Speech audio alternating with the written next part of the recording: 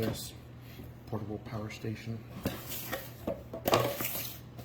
Comes with the user manual. This is a nice felt looking thing.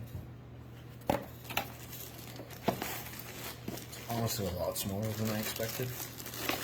So it's nice and compact. This is what it looks like in the front.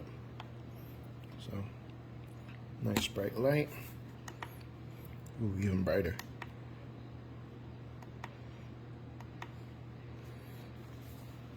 There's the button right there. Back here. So it tells you that it's not very much charge. So once you charge it, it'll go up to the 4th one.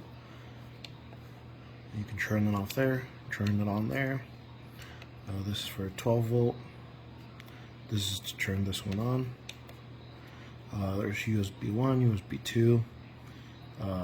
There's a 30 watt USB-C output and a DC to turn or charge it.